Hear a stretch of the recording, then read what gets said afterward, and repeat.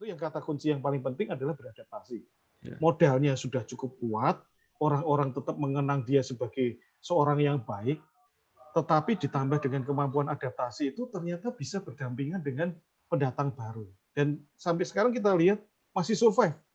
Nah, Suara Merdeka atau media mainstream yang lain, saya yakin Suara Merdeka punya usia 71 tahun yang tidak mungkin hilang oleh dari benak kita gitu. Ini media yang dulu pernah mengantar saya, pernah menemani saya kalau pas ada kebutuhan tentang informasi, ada berbagai hal yang dibutuhkan pada saat apapun aktivitasnya, sehingga itu yang saya kemudian kenang, kalau seandainya Suara Merdeka yang ngomong, saya percaya.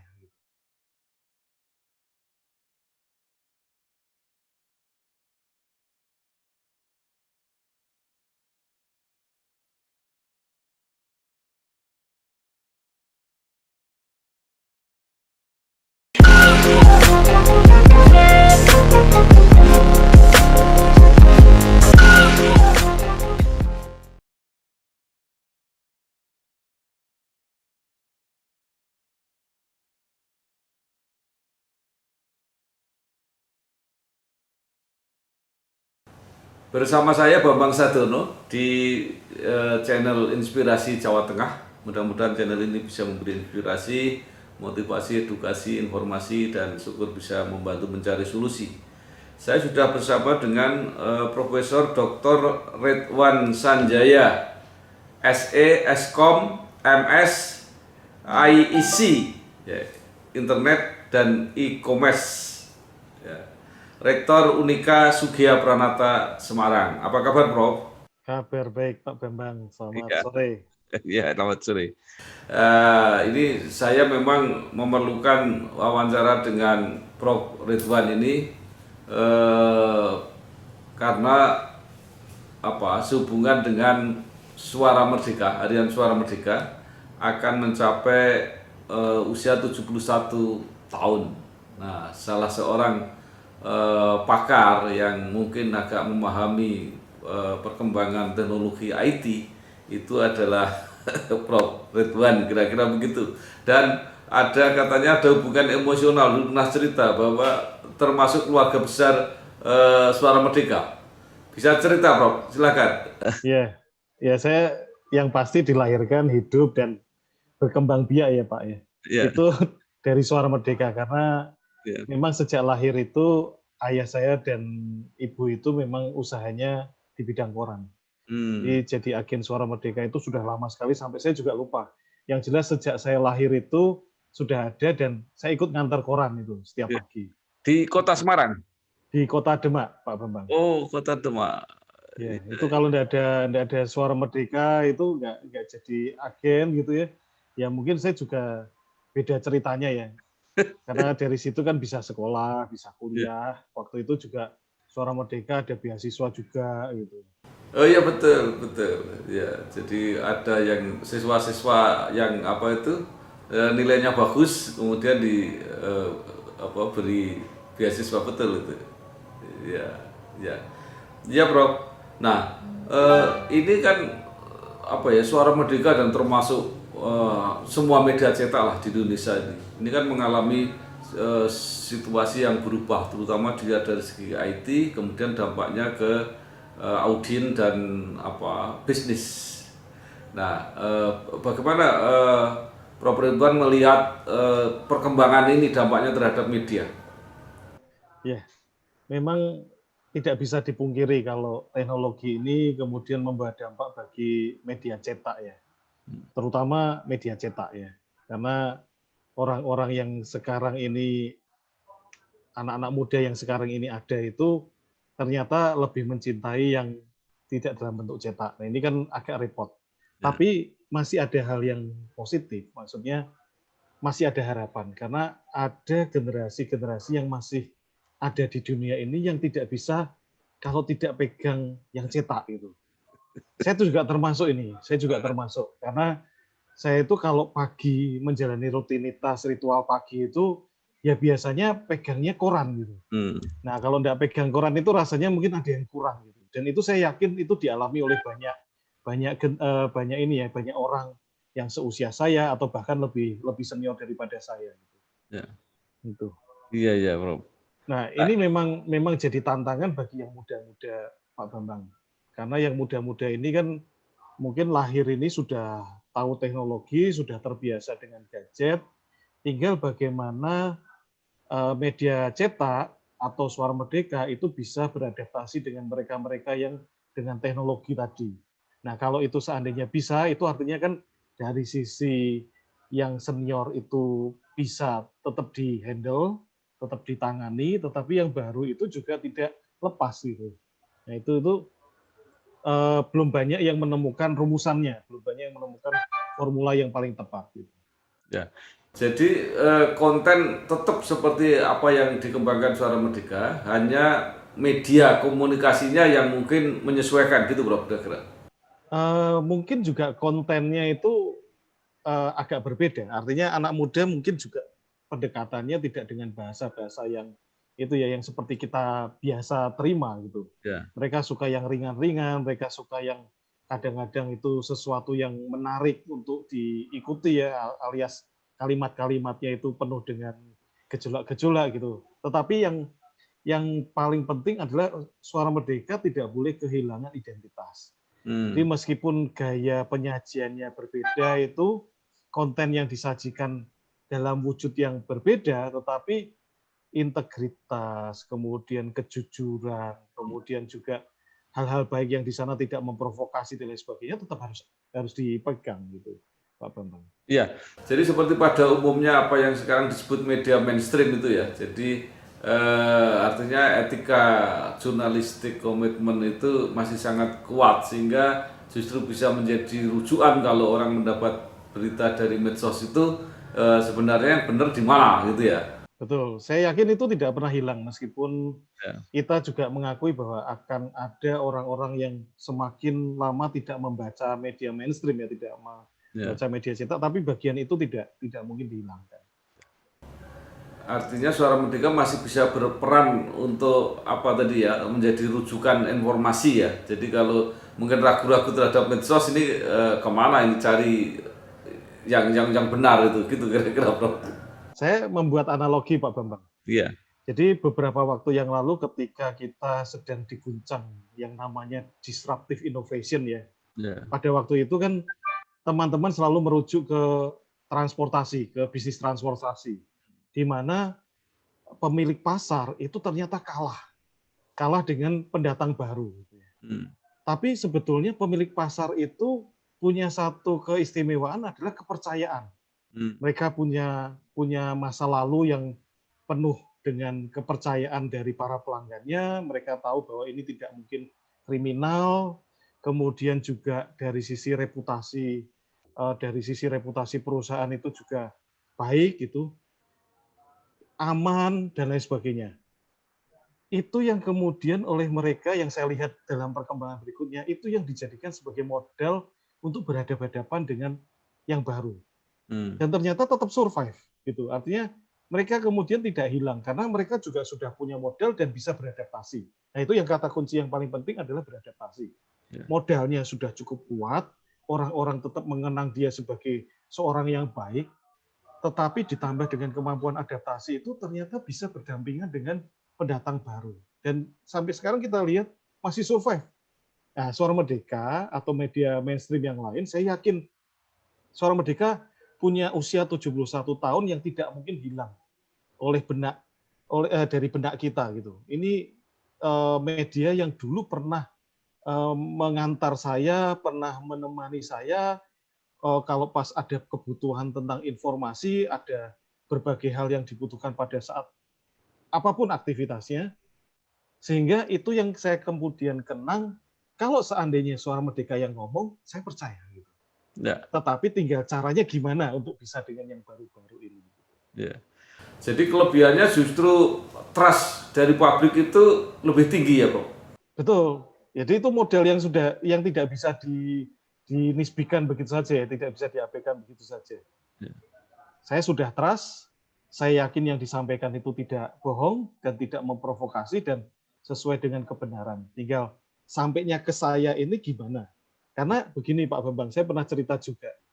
Sekarang itu yang jadi masalah bukan cuma medianya, tetapi yang mengantar sampai ke rumah saya itu enggak ada Pak Bambang. Semua pada pensiun. Yeah. Nah itu paling repotnya kan di situ Pak Bambang. Gitu. Yeah. Gitu. Padahal saya percaya media yang sampai ke tangan saya ini, kalau saya baca ini informasinya ini bisa saya percaya gitu. Tapi nggak ada yang nganter gitu. Itu misalkan seperti itu. Ya, ini kebetulan Bro, tema ulang tahun Suara Merdeka yang ke-71 ini adalah kolaborasi dan adaptasi. Jadi tadi Prof juga menyebut mengenai adaptasi. Kelihatannya itu disadari betul oleh Suara Merdeka, bukan hanya adaptasi tapi juga kolaborasi sudah diyakini. Ini cocok ya Prof kalau ini?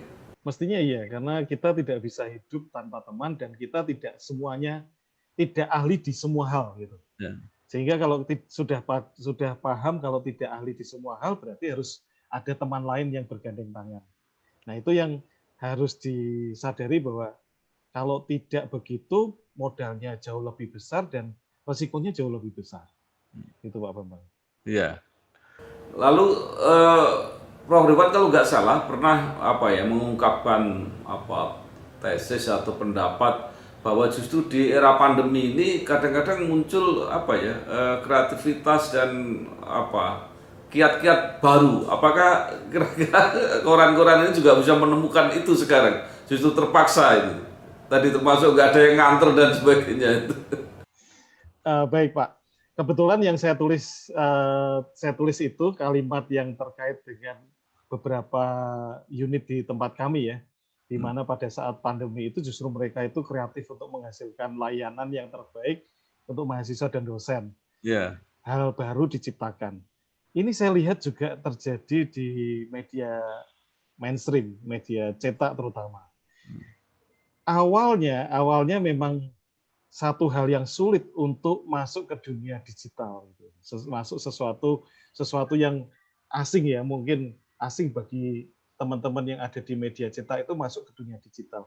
Tetapi saya lihat sekarang ini banyak sekali seperti yang kita lakukan ini ya. Jadi acara webinar, acara talk show, kemudian materi-materi yang sudah jadi ini masuk ke dalam YouTube, kemudian jadi TV dari media tadi gitu. Ini terjadi begitu saja tanpa harus dipaksa. Nah, seandainya ini kemudian bisa dikemas atau bisa dijadikan sesuatu ya namanya dimonetasi itu pasti akan banyak menolong orang-orang yang ada di dalamnya. Memang seringkali tidak datang dari orang-orang yang bergerak di bidang itu. Contohnya apa? Contohnya kita lihat beberapa TV yang muncul di YouTube itu seringkali malah justru para pembicara-pembicara atau narasumber yang putus dari acaranya di TV, kemudian dia bikin acara sendiri di YouTube. Nah, itu kemudian ternyata bisa dimonetasi dan jalan. Gitu. Nah, itu yang saya lihat, kalau ini kemudian, itu hanya contoh aja ya, ini kemudian bisa dijadikan, karena yang tahu adalah orang-orang yang bergerak di bidang itu. Kalau ini seandainya bisa dibuat seperti tadi, inovasi-inovasi seperti tadi, saya yakin kok yang cetak itu bisa berkolaborasi dengan yang digital atau sebaliknya, atau dua-duanya saling menghidupi. Karena adalah salah satu tokoh di media cetak juga yang awalnya itu justru menulisnya di blog, kemudian disebarkan melalui WhatsApp, tapi lama-lama bikin cetak malah gitu. Nah ini kan kebalikannya, orang-orang berusaha ke digital, malah dia berusaha ke media cetak. Artinya dua arah ini tidak ada satu hukum yang menyatakan hanya bisa berjalan sebaliknya, tapi bisa berjalan dua-duanya. Pada saat yang sama, pada saat kita sendiri juga sedang tidak yakin media cetak itu nanti yang mengantar siapa. Ya, iya Bro. Jadi kalau begitu bisa disimpulkan begini ya, Suara Merdeka itu konten sudah sangat menguasai, kemudian teknik jurnalistik sudah sangat berpengalaman, pasar sebenarnya sudah punya pasar captive sendiri, terutama Jawa Tengah. Nah, tinggal persoalannya ini kan mengantar dengan media apa dan dalam ya bentuk apa itu ya. Tadi kan banyak pilihan gitu. Jadi kira-kira gitu ya, Prof. ya? Betul, betul. Ya, Ya. ya, Memang banyak bentuk yang kita sendiri juga baru sadar ketika kita menekuninya gitu. ya. Nah, tapi kalau tidak dimulai sejak sekarang ya tahu-tahu hilang gitu, tahu-tahu terhilang. Ya. Artinya dengan kata lain, eh, Suara Merdeka masa depannya masih cerah lah ya, tergantung bagaimana mengelolanya gitu kira-kira. Betul. Dan yang setahu saya, Suara Merdeka punya media web itu justru lebih lama dari yang lain. Betul. Nah, itu yang Ya, mungkin harus dieksplorasi lebih jauh lagi. ya, ya.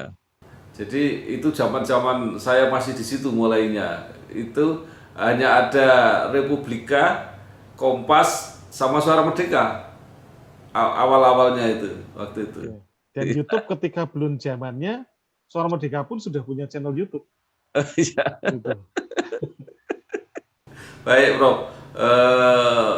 Saya sekarang mau beralih sedikit. Ini salah seorang alumni Unika Sugiya Pranata ini kan terpilih lagi menjadi wali kota Semarang, Pak Indra Prihadi. Apa kesan-kesan Prof Ridwan yang sekarang memimpin Unika? Ya, baik. Jadi Pak Hendi ini itu sebagai alumni yang membanggakan, Pak. Ya, Karena bukan hanya bisa sebagai wali kota, ya, tetapi tetap dekat. Bukan cuma dengan kampusnya, tetapi juga masyarakat. Jadi Pak Hendi yang kami kenal dulu, itu dengan Pak Hendi yang sekarang ini tidak berbeda. Gitu. ya, Pak Hendi yang humble, yang semana, ya, ya yang senangnya kadang-kadang juga guyon gitu ya. Itu sama yang kita lihat seperti yang sekarang ini terjadi. Meskipun mestinya ini sudah lebih dari cukup ya kalau mau jadi sombong ya karena sudah 2 periode ini gitu. ya, Tapi ternyata enggak, ternyata tetap ya, kalaupun saya undang, kalaupun orang-orang Unika undang itu tetap datang. Bahkan seringkali jauh lebih awal daripada kita semua ini datang pada jamnya gitu. ya, Nah, ini satu hal yang membanggakan karena punya alumni bukan hanya sebagai pimpinan, tetapi juga dekat dengan masyarakat dan tetap ramah, tetap semana, tetap tidak sombong untuk kita yang ada di Semarang gitu, terutama. ya. Itu satu angkatan ya dengan Prof Ridwan. Oh bukan Ya. saya enggak, satu angkatan lebih senior. Oh, jadi lebih senior. Ya, kalau selama ini apa hubungan kerjasamanya misalnya Unika dengan Pemkot gitu? Ya, jadi kalau di Unika ini kan ada yang namanya LPPM, Lembaga Penelitian dan Pengabdian Masyarakat. Itu kan juga tujuannya untuk bagaimana solusi-solusi dari perguruan tinggi ini bisa diterapkan di masyarakat dan menghasilkan satu dampak yang baik. Nah, Pak Hendi ini salah satu yang juga menjembatani. Ya. Jadi bukan hanya sebagai yang butuh atau ada kebutuhan di situ, tetapi juga menyediakan kesempatan-kesempatan yang sesuai dengan kita. Maka KKN di Unika itu kita ubah, ada beberapa bentuk ya. Ada yang ke desa pasti masih ada ke desa pada saat itu ya, sebelum pandemi. Tapi juga kita ubah satu lagi dalam bentuk kuliah kerja sinergis. Kuliah kerja sinergis itu bagaimana menghubungkan permasalahan-permasalahan yang ada di Kota Semarang itu dengan solusi-solusi yang dari perguruan tinggi, sehingga perguruan tinggi tidak jadi menara gading, kemudian masyarakat-masyarakatnya itu yang jadi mahasiswa itu juga bisa dekat dengan masyarakat yang ada di Kota Semarang dan menghasilkan solusi. Itu dari satu sisi LPPM. Kemudian dari sisi yang lain, ketika ada kebutuhan-kebutuhan ahli, kebutuhan-kebutuhan konsultan, itu kita juga seringkali dipanggil untuk didengar pendapatnya. Nah, itu yang kita lihat sebagai salah satu kesempatan kita untuk bukan hanya memikirkan jurnal saja, bukan hanya memikirkan hal-hal yang terkait dengan akademik saja, tapi juga berhubungan dengan bagaimana masyarakat ini mendapatkan solusi yang baik ketika mereka ada di sekitar kita gitu. Nah, ini 1-2 contoh yang mungkin bisa menggambarkan sebetulnya kita dan Pak Wali bukan hanya dekat karena alumni, tetapi juga solusi-solusi ini bisa tersalurkan gitu, karena ada Pak Wali juga di situ sebagai jembatannya. Gitu. Okay. Kalau Unika sendiri secara umum sepintas gitu perkembangannya seperti apa Prof sekarang? Aduh, harusnya tanyanya ke yang lain Pak ya. Bukan, artinya kan secara internal kan pengembangannya misalnya sekarang kan di belakang itu ada gambar kampus gedung yang tinggi sekali itu misalnya bisa diceritakan. Ya, baik Pak. Memang Unika ini kita melihatnya berkembang 360 derajat ya. Artinya bukan hanya dari sisi kalau rata-rata kampus itu dilihatnya dari jumlah mahasiswanya ya. Bukan hanya dari jumlah mahasiswanya saja, tetapi juga dari infrastruktur, kemudian dari pengembangan variasi alternatif yang bisa kita berikan kepada masyarakat dan juga pengembangan layanan. Nah, contoh yang kebetulan ada di belakang saya ini pengembangan variasi yang kita bisa berikan kepada masyarakat. Jadi Unika dengan membuka kampus baru di BSB itu kita memberikan alternatif kepada masyarakat program-program yang sesuai dengan kekinian, dengan kondisi kekinian. Jadi misalkan e-commerce, misalkan kemudian teknologi energi, misalkan kemudian nutrisi dan teknologi kuliner, misalkan lagi food for beauty and wellness gitu ya. Jadi program-program yang tidak umum, yang tidak mainstream, tapi dibutuhkan dalam kondisi kekinian ini kita sajikan.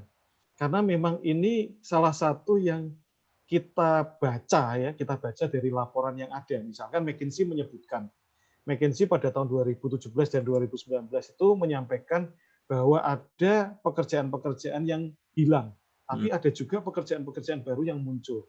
Bahkan di Indonesia itu akan ada 21 juta pekerjaan lama yang hilang, tetapi 42 juta pekerjaan baru yang muncul. Ini kan artinya kalau kita kemudian tidak memberikan alternatif kepada masyarakat, ini kan berarti kita hanya memberikan alternatif kuno, alternatif yang lama, yang mungkin ketika mereka nanti bekerja itu tidak mendapati itu pada saat masanya itu. Nah ini salah satu yang kita kembangkan. Sementara kalau pengembangan layanan kepada mahasiswa dan dosen itu ya sekarang ini Unika makin ke arah digital ya.